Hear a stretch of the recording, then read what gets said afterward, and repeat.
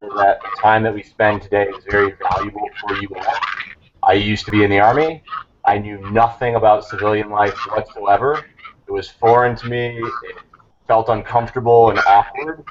And so I was very lucky, as Nilesh had mentioned. I basically got my last active duty Army job in teaching ROTC at MIT. I had a village of people around me to help me transition that most veterans don't have. And so since I had hundreds of meetings while I was transitioning with amazing people that have done amazing things, I want to be as helpful to you all as possible. And so what I intend to do is just do a very brief intro so you know who the heck I am. And a fellow that I got to meet a couple weeks ago, who's currently a Salesforce administrator at a company called Conversant. He's actually former Air Force and former Army National Guard. I asked Nilesh, and Nilesh was kind enough to allow him to join us, so he's going to dial in. His name's Donald. And so I'll do a brief intro. I'll introduce Donald, and then really I'm just interested in your questions.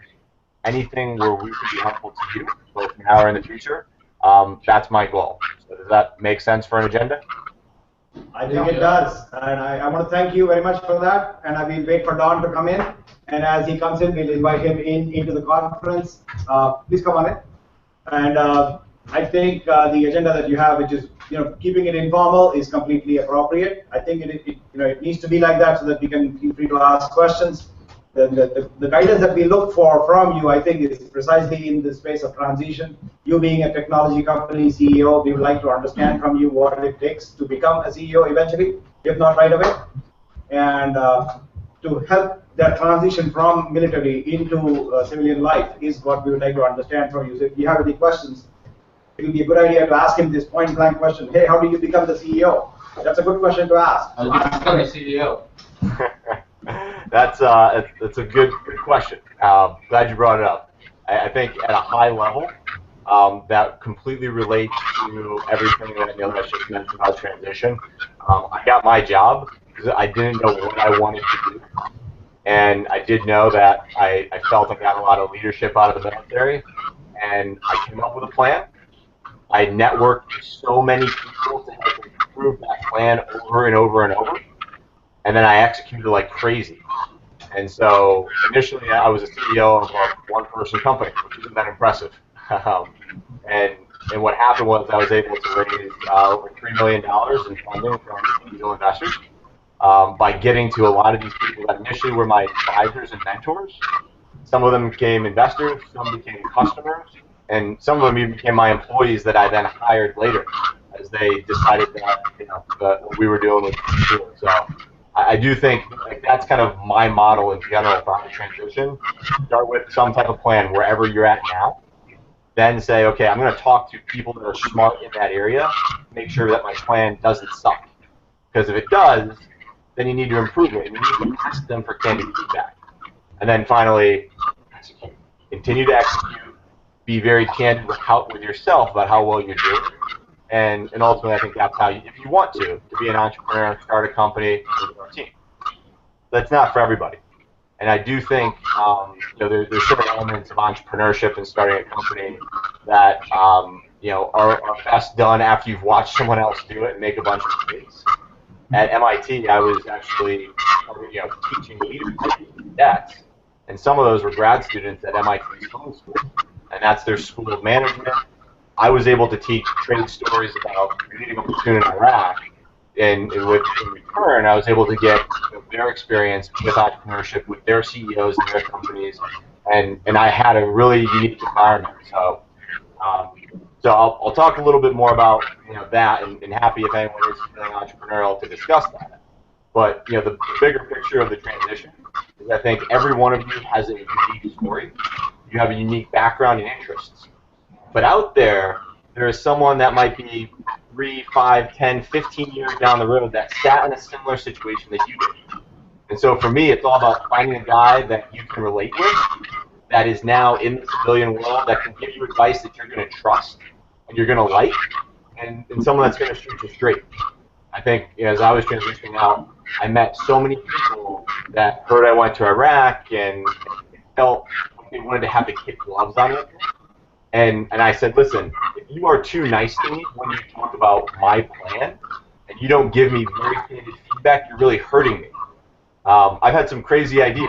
I had some people tell me they were crazy ideas, which probably saved me from being down the street asking for change on the corner right now. And so I think that's where that candor is incredibly helpful. But just to tell the story a little bit so that you know where I could potentially be useful to you or not. I grew up in the Northeast.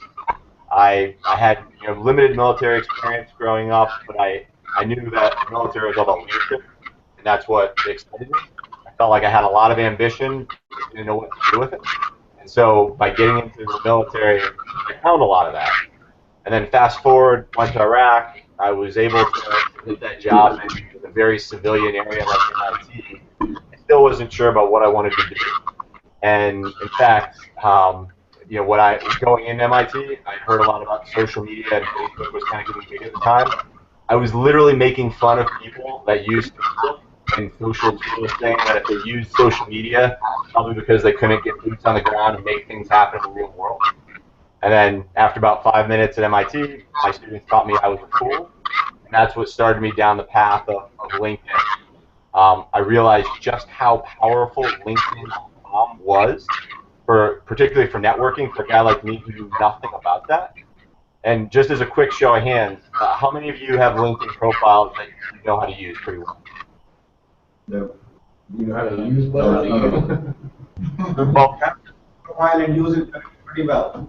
I think so. As long as you're there, you can always get better. We have a partnership with General Electric where we can give you our software for free to kind of walk you through some things on LinkedIn to help you, and it's focused on the military, so it can help you think about how to get more out of that.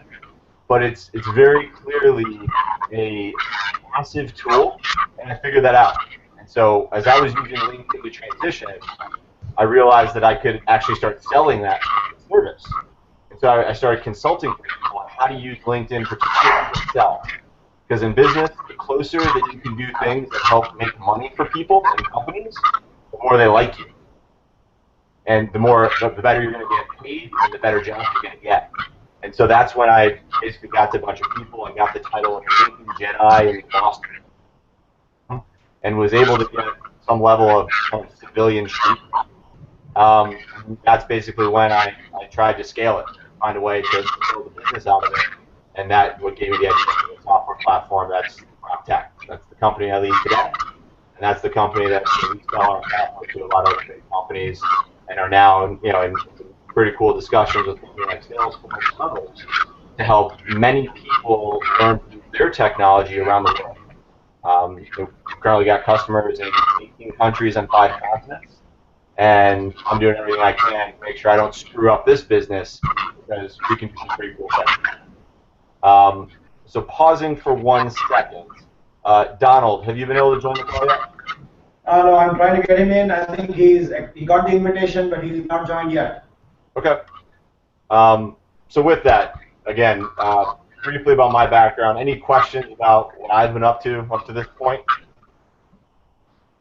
I think it will help us understand what products you have and how do you make them, how do you sell them. Yeah, so first of all, I had a computer science minor when I went to school, so there's no way I could build this. So first and foremost, to build it, I had to find the right people. LinkedIn's a recruiting tool, so I could actually search for people that work at Google or other great companies and get to them, but not like harass them. And that's kind of the key thing I figured out. Networking for me was awkward. That's getting out of the military. Like going to a networking event, and standing around, and trying to find something witty. That was just terrible. What I found in LinkedIn is all you got to do is connect to all the people you know, search for the people you want to know, and then when you see, hey, Nilesh is connected to the CEO of a company I might want to work for, I pick up the phone and I call Nilesh and I say, hey, I went to war with you, or you're my cousin, or whatever. Can you introduce me to that person? Because that makes things so much easier when you have that warm introduction. And so it all started with me using LinkedIn and things like that to figure out how to use my network better. But now, basically, we actually just hired a great individual who's worked at LinkedIn for the past 7 years. He's been selling software for about 20 years. And basically, we go at big companies like General Electric, who have users around the world of different tools, particularly cloud applications that might be a little hard to use for some people. And that's what our software does. It makes it easier for them to use it. And that's actually something that with the VetForce initiative with Salesforce.com, if anyone here is interested in getting the Salesforce.com administrator license, your certification, there's basically a website you can go to sign up. In the very near future, get free access to our software, some things from LinkedIn and Salesforce to help you get that. So that's something that hopefully you can go sign up for right now and be alerted as soon as that integration is available. Is anyone looking to do that in this room? Yeah. Yeah, I actually signed up for it. I was at Dreamforce last week. I think you guys were there, or maybe 2 weeks ago. I didn't stop by your booth, but yeah, I went to the VetForce talk and signed up for the initial database or initial site that they have. So I'm waiting from Salesforce to find out more about that. But we're also, a bunch of us in this class are also working with another organization that was offered to us Admin 201 training for free because we're taking this class. So there's a number of us in here that have completed that already. And is that Vets in Tech or Vets to Work? Right. Okay. Both of those are organizations that I'm lucky to advise. I've gotten to know John Reynolds and Catherine Webster pretty well. Both are great ways to start going down that path, not only for your admin training, but also for networking. Like Vets in Tech is very close with Craig Newmark, the founder of Craigslist.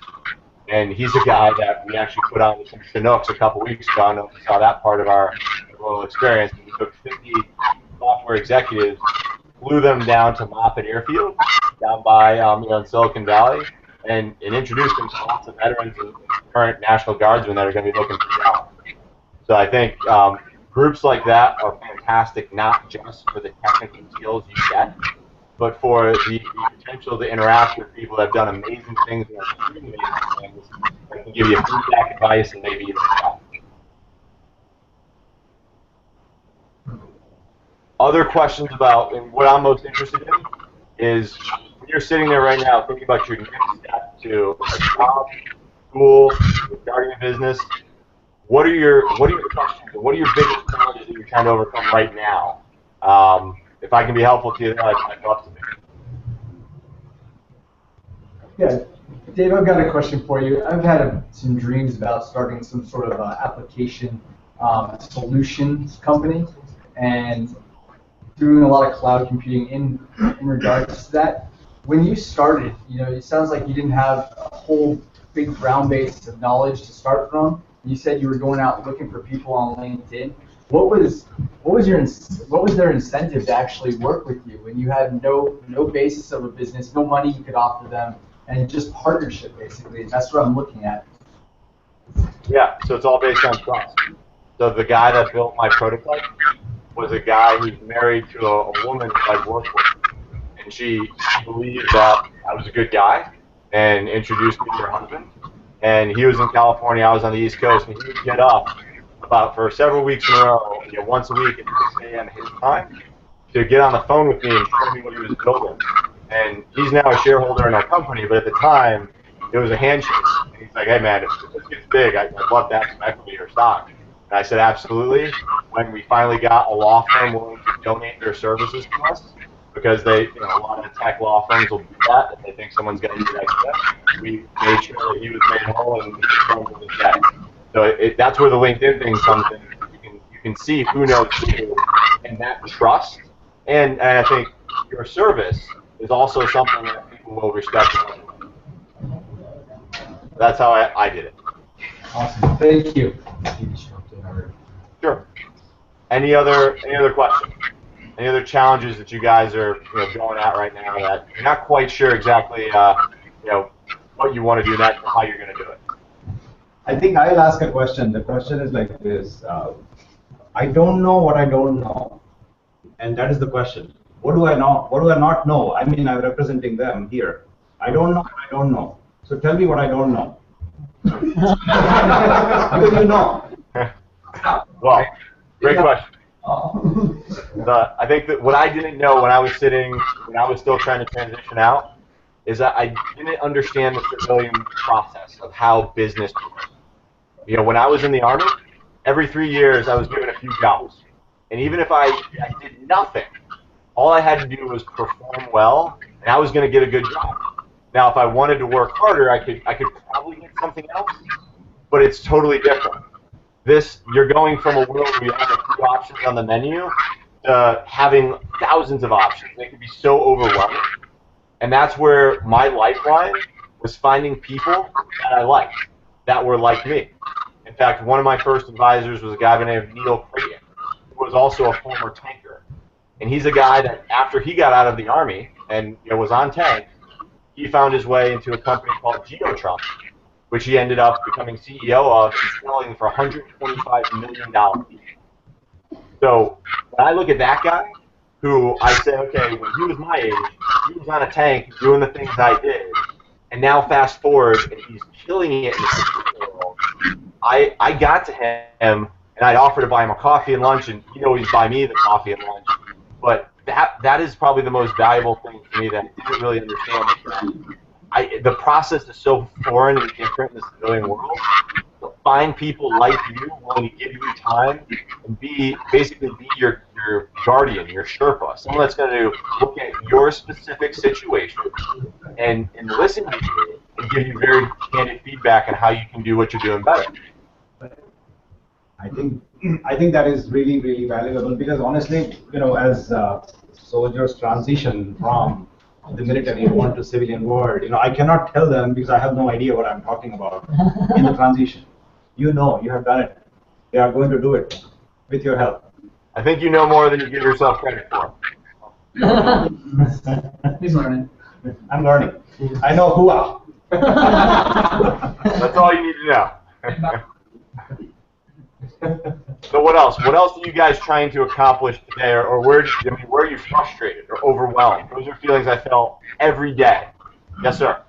I have a question. Right, so you use LinkedIn to network, right? What if you don't have like a person that you do know to introduce you to the person you're trying to get in touch with? Like, how do you approach someone like that? So I always say, I actually had 2 tours in Europe, and I never lived in Massachusetts. So when I got here, I say it was an army of 1 with a network of 0. So look around the room right now. People that you're in this room with, try to make a list of everyone that everyone knows in this room. You can't.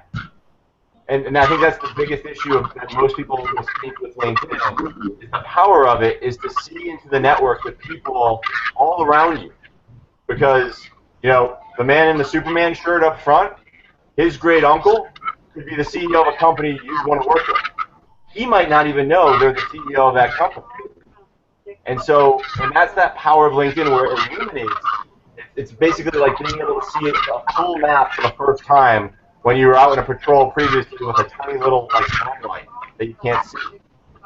And so that's kind of I think that the big thing with LinkedIn is that people try to say, oh, why would I connect to this person? They don't have any relationships I can use. Well, you shouldn't use people. You should be a good person. By virtue of your service, people are more often than not, I would think, to be interested in making introductions for you.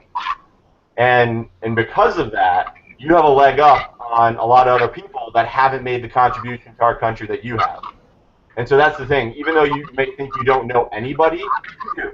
You have family, friends, people you've done various things with, you've served with. You never know where they are now or who they know. That's why I'd advocate first getting into LinkedIn and connecting to everybody you know, then figure out how to search, which, again, our platform that we partner with GE to give out for free to you will help you do. And by doing that, you'll be like, oh, my God, I can get to that guy. And of course, if you're nice to Nilesh, maybe buy him a drink or a coffee. I'm sure he's networked with some pretty fantastic people. If you earn his respect and he can make those intros, they'll probably go a long way for you. Awesome. Thank you. So it boils down to networking and thinking clearly and articulating clearly and meeting the people and telling them what you can do and not like actively, hey, give me a job, not be desperate, but get there. Essentially, you want to tell them what your capabilities are, what your skill sets are, and network with him, network with all his friends on LinkedIn. I don't have any friends. But I think one of the key things to think about is I learned early on when I was trying to raise money for my business. Somebody told me that if you ever ask for money, you'll get advice. And I did that. I'd sit down with meetings and say, hey, I'm looking to raise capital. And they'd give me a bunch of advice. But then when I repositioned it and I started making more progress, and I'd go in and I'd be thoughtful to say, hey, I've got this company. We just closed a deal with General Electric. We're doing these great things. I'd love your advice. I'd get the advice, and then they'd say, hey, are you raising money? And I'd love to invest. And same with what Nilesh just said. If you go and say, hey, I need a job, people are almost a little taken aback by that. If you start off with a plan and say, hey, listen, I spent X number of years in the military. I've done these things. I'm looking to get into this space. And I think I'd like it here. And it'd be a good fit for me for this reason. What do you think? And then people always love to be, to have you appeal to their expertise and their intellect and getting their advice. And more often than not, I would not only get advice. In the case where I was asking for money, I would get that, when we had more progress. But oftentimes, I would get introductions, and that's where you go from not knowing anyone to all of a sudden being introduced to all these people, because someone's going to say, hey, this guy made me feel good because he was respectful. He appealed to my ego by asking for my advice, and hey, a lot of people like to give their advice, and therefore will likely want to introduce you to other people, especially when they find something about you that makes it easy. And for me, it was the military. Anytime I met with somebody, and they knew another armor guy, it was a no-brainer to introduce me, as long as I paid attention. I'd take notes when people say things, and then I think the key is following up afterwards. A couple weeks or months down the road, say, hey, I really appreciate that meeting. You said this thing, you gave me this feedback. You told me not to wear that yellow tie. Well, I threw that yellow tie out. I got another one, and I actually got a compliment on it. So thank you very much. Demonstrating that you pay attention, you follow up, killer way to show that you've got it together, and to appeal to people and make them want to introduce you to the best people in their network. Make sense? Absolutely, absolutely does. And on go ahead. Oh no, I was just going to ask about so thinking of the network right here, this room, people here, obviously. What other groups, vets in tech, vets to work? What other groups do you guys have access to that have leaders, facilitators, advisors, coaches that you can network with? What else is available to you out there?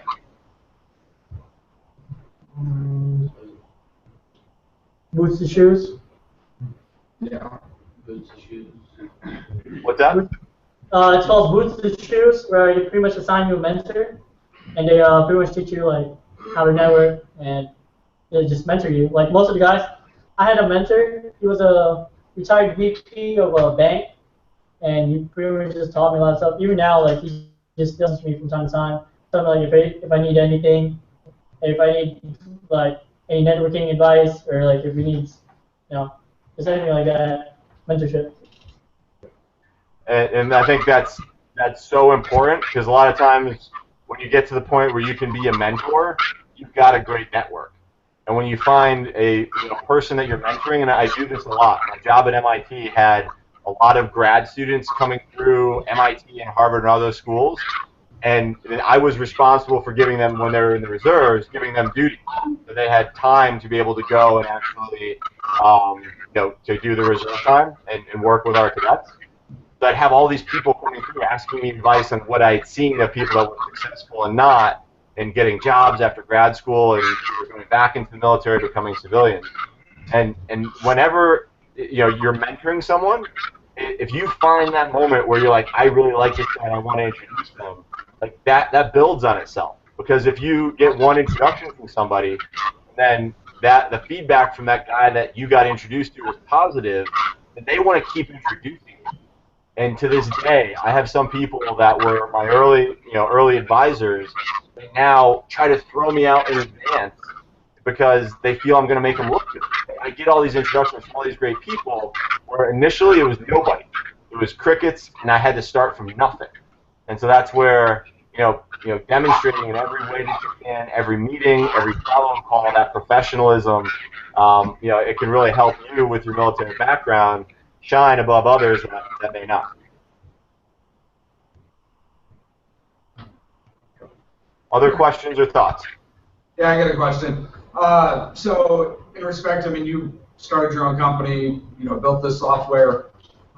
Is there any specific advice you have for the veterans stepping into the workforce after they, end their military career?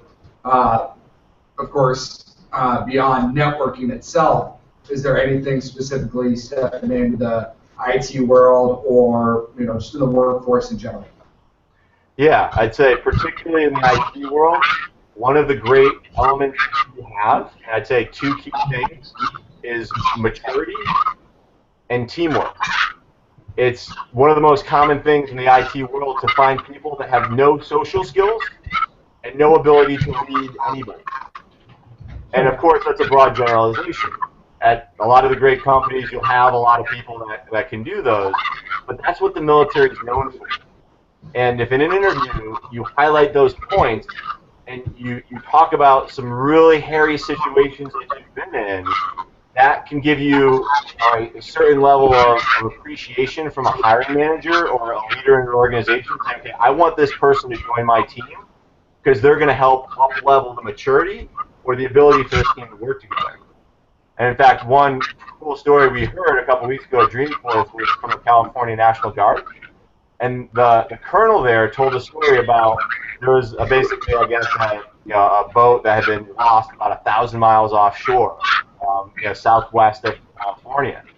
And there were four pararescue jumpers that were literally in their day job that got the call that said, hey, can you come fly out 1,000 miles into the middle of nowhere, do a jump into the ocean to a boat that is rocking with really bad seas, with a family of four where there's two critically injured children out there. Can you leave your desk right now and go do that? And they had to. And not only did they do that, but they actually had to spend 4 days on that boat before a Navy air vessel could get to them, where they were treating each other for seasickness. And basically everyone was just nauseous while they're trying to get these dehydrated and sick children safe.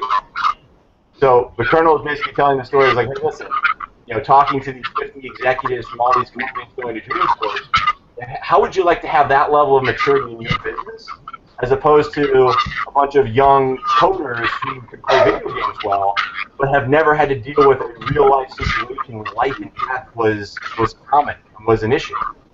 So that's where I would highlight your strength, not overselling clearly what you have done or haven't done, but just talking about the idea of maturity and teamwork. I think could go a long way if you don't have those technical skills yet. Helpful? Yeah, absolutely. I just took your picture. I'll be posting on social media with your permission. I'm sorry. I wish I was better looking. Too bad. What else? And I think we're over time, so I'm sorry. Donald, did you get to join yet? I think he is watching. I see his email saying that he's watching, but he's not able to join for some reason, or maybe a technical issue. We'll meet with him again, another opportunity. As all of you know, Don is a Salesforce person who got a job with a company. You have an email. He just mentioned, what's the company name he works for? It's called Conversion. Convergent. Conversant. So he will also come online like this. He's in California. Since many of you are taking Salesforce training, it will be good to talk to him also and get his perspective. We'll invite him, and we'll do that. We'll do that another day, at another opportunity. So I want to thank you. My pleasure. And yeah, just for Donald, he did mention that he's eager to be helpful, and he has a lot more very tactical experience with becoming a Salesforce administrator. Eager to help, and his email is available to you. So I look forward to hearing how that discussion goes. Absolutely, and I'll email him, set up a time, and we'll figure something out.